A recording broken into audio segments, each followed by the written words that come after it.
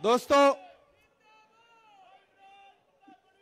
इंद्रलोक और शहजादा बाग की ये सरजमीन, अब थोड़ी देर नारे लगाना बंद कर दीजिए। मैं 5-7 मिनट आपसे थोड़ी देर मुखातिब रहना चाहता हूं। हाँ, सब कर देंगे, आप परेशान ना हो। आपने लंबी तकरीर सुनी है, मैं कोशिश करूंगा कि थोड़ी देर आपके साथ खड़ा रह सकूं। चिरागों के सफर में दबदबा हो आंधियों का, चिरागों के सफर में दबदबा हो आंधियों का, तो फिर अंजाम जुल्मत के सिवा कुछ भी नहीं होगा। यह दुनिया नफरतों के आखिरी स्टेज पर है, इलाज इसका मोहब्बत के सिवा कुछ भी नहीं होगा। मेरी आंखों के सामने जो नई नस्ल खड़ी है, तमाम बुजुर्ग यहां बैठे हैं। मैं बहुत दिन से सोचता था कि कभी आपके बीच में आऊंगा और आपसे मुलाकात करूंगा, आपसे थोड़ी देर बात करूंगा, लेकिन मौका भी मिला है तो एक चुनावी मौके पे आपके बीच में आया हूं और भाई अनिल भारद्वाज जी की आवाज पर आपके बीच हाजिर हुआ हूं। हमारे अल्पसंख्यक विभाग के प्रदेश चेयरमैन अब्दुल वाहिद कुरैशी साहब का इसरार था कि आपको हाजिर होना है। मेरे भाई, आप पिछले 3 घंटे से यहां पे मौजूद हैं, मुझे पता है, और हमसे 3 फीट 4 फीट नीचे बैठे हुए हैं, हम स्टेज पे बैठे हुए हैं। लेकिन मैं स्टेज के साथियों से भी कहना चाहता हूं कि ये जो 3 फीट 3.5 फीट 4 फीट नीचे बैठे हैं, असल में इनके होने से सारी रौनक है। ये हैं तो हम हैं, ये हैं तो हमारा कार्यक्रम है। मैं आपके संघर्ष को सलाम करता हूं कि आप पिछले 3 घंटे से मोहब्बत के उस मसीहा का इंतजार करते रहे जिसका नाम राहुल गांधी है। मैं उनका सिपाही बनकर के आपके बीच में आया हूं और आपसे यह कहना चाहता हूं कि 5 तारीख को आपको अपने घरों से बाहर निकलना है। न सिर्फ सदर बाजार के मुस्तकबिल का फैसला करना है, बल्कि दिल्ली के भी मुस्तकबिल का फैसला करना है। यह लड़ाई बहुत बड़ी लड़ाई है। यह लड़ाई अगर आपको लगता है कि सिर्फ चुनावी लड़ाई है तो आप गलतफहमी के शिकार हैं। एक तरफ वो ताकतें खड़ी हैं जो नफरत के साथ खड़ी हैं और एक तरफ वो ताकतें हैं जो मोहब्बत के साथ खड़ी हैं। ये इंद्रलोक है। मैंने देखा है, मैंने वो विजुअल देखे हैं कि यहीं आपके सामने इबादत करते हुए एक इंसान के पैर पर किस तरह से लात मारी गई थी। ये वो सरजमीन है कि जहां पिछले 15 साल से सदर बाजार के लोग, शहजादा बाग के लोग, इंद्रलोक के लोग कब्रिस्तान मांगते रहे, लेकिन कब्रिस्तान के नाम का वादा करके आपसे वोट तो लिया गया, लेकिन केजरीवाल कभी यहां झांकने नहीं आए। वो कब्रिस्तान आज भी इंतजार कर रही है। ऐसे में मैं आप सबसे कहना चाहता हूं मेरे भाई कि एक तरफ नफरत खड़ी है, एक तरफ झूठे लोग खड़े हैं, एक तरफ नरेंद्र मोदी खड़े हैं और उनका छोटा रिचार्ज खड़ा है, और एक तरफ कौन खड़ा है? राहुल गांधी।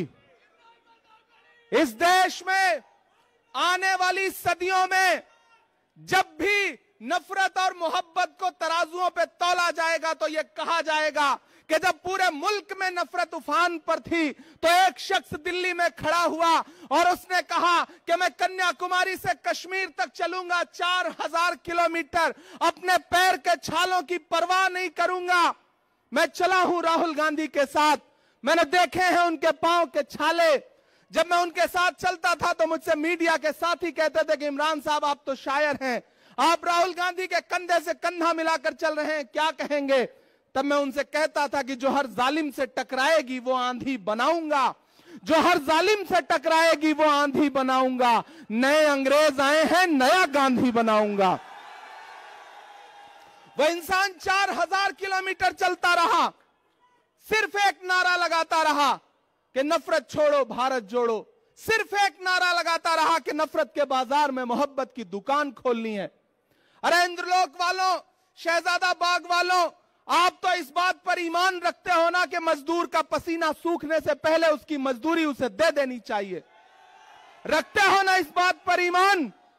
मैं रखता हूं इस बात पर ईमान कि मजदूर का पसीना सूखने से पहले उसकी मजदूरी उसे दे देनी चाहिए। मुझे बताएं, आज शहजादा बाग के लोग मुझे बताएं, इंद्रलोक के लोग मुझे बताएं, और खास तौर से मेरे अपने समाज के लोग मुझे बताएं कि जब यहां पर नमाज पढ़ते हुए इंसान को लात मारी जा रही थी, जब वहां संभल में लाशें बिछाई जा रही थी, जब हाथरस में एक दलित बिटिया का बलात्कार हो रहा था, जब मणिपुर में माएं बेटियां बिना कपड़ों के परेड कराई जा रही थी, तो निकला था कोई केजरीवाल कुछ बोलने के लिए? निकला था कोई केजरीवाल? निकले कोई नरेंद्र मोदी कुछ बोलने के लिए? नहीं निकले ना। कौन निकला? संभल में कौन खड़ा था? हाथरस में कौन खड़ा था? मणिपुर में कौन खड़ा था? कन्याकुमारी में कौन खड़ा था? कश्मीर में कौन खड़ा था? जब दिल्ली जल रही थी तो कौन खड़ा था? अगर आपके हर मुद्दे पर राहुल गांधी खड़ा है तो फिर वोट अगर किसी बहुरूपीय को देंगे तो ये आप अपने जमीर के साथ नाइंसाफी करोगे।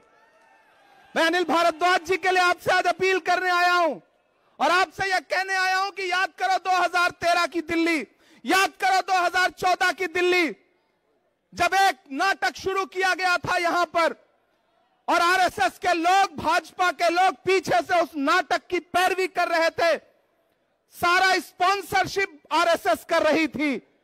और जब सरकार बन गई, राजनीति में आ गए तो आज सब गायब हैं। मैं तो पूरे देश में जाके शेर पढ़ता हूं कि भारत मां की आंख के तारे कहां गए, भारत मां की आंख के तारे कहां गए, आरएसएस के राज दुलारे कहां गए, अच्छे दिनों की तरह उन्हें भी खोज रहा कोई, बताए अन्ना हजारे कहां गए? सब गायब हो गए और ये बहरूपी अपने शीश महलों में, घरों के अंदर दुबक के बैठ गए। केजरीवाल जी आएंगे आपके बीच में प्रचार करने तो उनसे पूछना कि जब दिल्ली जल रही थी तब क्यों नहीं आए हमारे बीच में, आज सुरक्षा लेकर के हमारे बीच में आ रहे हो। केजरीवाल की खांसी बंद हो गई, पूरी दिल्ली को खांसी आने लगी। इसलिए मैं आपसे कहना चाहता हूं साथियों कि अनिल भाई आपके बहुत शानदार प्रत्याशी हैं, राहुल गांधी जी ने इन पर भरोसा किया है। मैंने आपसे कहा ना कि आप तो इस बात पर ईमान रखते हो कि मजदूर का पसीना सूखने से पहले उसकी मजदूरी उसे देनी चाहिए। मैं चला हूं राहुल गांधी के साथ कन्याकुमारी से कश्मीर तक, मैंने उनके पांव के छाले देखे हैं। मैं उन पांव के छालों की याद दिलाते हुए आपसे कहना चाहता हूं कि अगर इस बात पर ईमान रखते हो कि मजदूर का पसीना सूखने से पहले उसकी मजदूरी उसे दे देनी चाहिए, तो मैं आपसे राहुल गांधी की मजदूरी मांगने आया हूं। और वो मजदूरी है अनिल भाई को अपना एक एक वोट देकर के हाथ के पंजे के सामने वाले बटन पे 5 तारीख को अपना एक एक वोट देकर के इन्हें विधानसभा पहुंचाइए। आपका दिया गया एक एक वोट सिर्फ अनिल भारद्वाज को नहीं मिलेगा, मोहब्बत के उस मसीहा को मिलेगा जिसका नाम राहुल गांधी है। आपका दिया गया एक एक वोट सिर्फ अनिल भारद्वाज को नहीं मिलेगा, इस देश में डॉक्टर बाबा साहब अंबेडकर के संविधान के सबसे बड़े अगुआ मल्लिकार्जुन खड़गे जी को मिलेगा। आपका अनिल भारद्वाज को दिया गया एक एक वोट सिर्फ इनको नहीं मिलेगा, इस देश में महिलाओं की सबसे बड़ी आवाज प्रियंका गांधी जी को मिलेगा।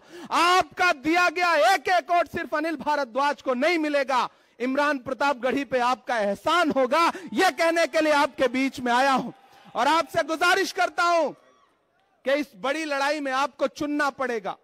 और अकलियत के लोगों, खास तौर से मेरी एक बात सुनना और जाना, तो रात को जब सोने लगना अपने तन्हा कमरों में, तो याद करना कि एक 35-36 साल का लड़का आया था, एक बात कह करके गया, आप पिछले 3 बार से केजरीवाल को वोट देते आ रहे हो, लेकिन जब जब आपको जरूरत पड़ी केजरीवाल कहीं नजर नहीं आए। क्यों? क्योंकि उनको पता है कि आप थोक के भाव वोट दे दोगे। मैंने एक फिल्म देखी थी, उस फिल्म में एक डायलॉग था कि आग को पानी का डर बना रहना चाहिए। आपने वो डर खत्म कर दिया, आपने उनको यह एहसास दिला दिया कि आप दिल्ली दंगों पे बोलो या ना बोलो, हम तुम्हें वोट देंगे। आपने एहसास दिला दिया कि जब बिल्किस के बलात्कारी रिहा किए गए और मीडिया ने मनीष सिसोदिया से पूछा कि आप क्या बोलोगे, तो उन्होंने माइक अपने सामने से हटा दिया, लेकिन फिर भी आपने उन्हें वोट दिया। आपने उन्हें एहसास दिला दिया कि आप संभल में लाशें बिछी रहेंगी, आप नहीं बोलोगे, हम फिर भी आपको वोट देंगे। और दलित भाइयों, आपने एहसास दिला दिया कि हाथरस में दलित बिटिया के साथ बलात्कार हुआ, अरविंद केजरीवाल कुछ भी नहीं बोलेंगे, लेकिन फिर भी आप उन्हें वोट देंगे। यह भरम तोड़िए, उन्हें एहसास दिलाइए कि आग को पानी का डर बना रहना चाहिए। वो डर जो खत्म हुआ है उसे 5 फरवरी को फिर से पैदा करिए। अपने घरों से निकलिए और अपना एक एक वोट अनिल भारद्वाज को दे करके राहुल गांधी के हाथों को मजबूत करिए। बहुत लंबी तकरीर नहीं करनी है, आपसे बस यह कहने आया हूं कि यह लड़ाई बहुत बड़ी है। यह लड़ाई नफरत और मोहब्बत के बीच में है। एक तरफ वो लोग खड़े हैं जिनके नारे हैं कि बटोगे कटोगे, मंगलसूत्र छीन ले जाएंगे, भैंस खोल ले जाएंगे, और एक तरफ कौन खड़ा है जिसका नारा है कि नफरत के बाजार में मोहब्बत की दुकान खोलनी है। मेरी नई नस्लों, एक इंसान जो बिना डरे हुए इस देश के हाकिम की आंख से आंख मिला करके बोलता है, इस देश में संविधान बचाने की लड़ाई अगर सबसे बड़ी कोई लड़ रहा है तो उस शख्स का नाम राहुल गांधी है। हम सब उसके सिपाही बनकर के आए हैं। मैं कोई बहुत लंबी तकरीर नहीं करूंगा, सिर्फ 4 मिसरे पढ़ूंगा, वो हक भी पूरा हो जाएगा जो आप सुनना चाहते हैं। माइक थोड़ा बेहतर कर दें। कहां है माइक? थोड़ा बेहतर कर दें।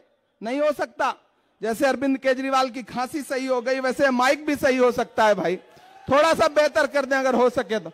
मैं सिर्फ 4 मिसरे पढ़ता हूं साथियों। कि खौफ नहीं जिसे, थक तो नहीं गए? नया पाने की चाहत में पुराना छूट जाता है, तुझे अपनाऊं तो मुझसे जमाना रूठ जाता है। मोहब्बत पढ़ने लिखने में बहुत आसान है लेकिन मोहब्बत को निभाने में पसीना छूट जाता है।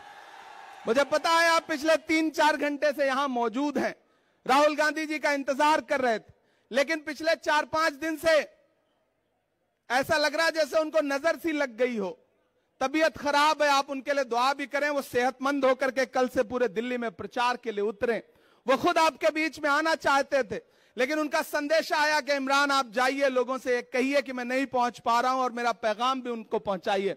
तो मैं आप सबकी तरफ से मैं चाहता हूं कि आपकी तालियों के साथ राहुल जी तक यह संदेशा जाना चाहिए कि खौफ नहीं जिसे मुरझाने का, हम उस गुल के साथ खड़े हैं।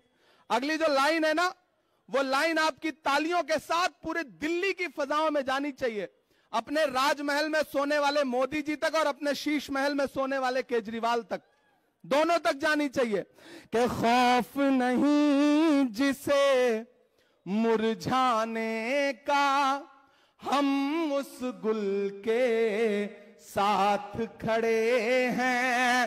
खौफ नहीं जिसे मुरझाने का, हम उस गुल के साथ खड़े हैं। कैसा भी दौर आए लेकिन हम राहुल के साथ खड़े हैं। कैसा भी दौर आए लेकिन हम राहुल के साथ खड़े हैं। कल भी खुल के साथ खड़े थे, आज भी खुल के साथ खड़े हैं। कैसा भी दौर आए लेकिन हम राहुल के साथ खड़े हैं। सदर बाजार वालों, ये लड़ाई बुजदिलों और बहादुरों के बीच में है। एक तरफ वो बुजदिल हैं जो कभी आपके किसी मुद्दे पर नहीं निकलते, चाहे उन्हें झोली भर भर के वोट दिया हो आपने, और एक तरफ वो बहादुर खड़े हैं जिन्हें आपने वोट ना भी दिया हो तो आपके हर मुद्दे पर बिना अपनी जान की और बिना अपनी जिंदगी की परवाह किए हुए खड़े हैं। इसलिए आपको चुनना है कि आप बहादुरों के साथ खड़े हैं या बुजदिलों के साथ खड़े हैं। आपको फैसला करना है कि आप भाजपा और भाजपा के दोस्त केजरीवाल के साथ खड़े हैं या राहुल गांधी के साथ खड़े हैं। यह फैसला आपको करना है। यह मैं आपसे गुजारिश करते हुए आपसे विदा लूंगा और यह कहूंगा कि अनिल भारद्वाज साहब को चुनाव जिता करके असेंबली पहुंचाइए। मैं आपसे वादा करता हूं कि यही आपका शुक्रिया अदा करने के लिए इमरान प्रतापगढ़ी भी आएगा और राहुल गांधी जी भी आएंगे, ये हम आपसे वादा करते हैं। बहुत शुक्रिया, बहुत मोहब्बतें, आपने बहुत सारा वक्त दिया है। बहुत शुक्रिया काजी साहब का, देवेंद्र जी का, और खुसूसी तौर पर वाहिद कुरैशी साहब और उनके साथियों से भी मैं कहूंगा कि इस चुनाव को मजबूती के साथ अनिल भाई के लड़ाइए। बहुत शुक्रिया, बहुत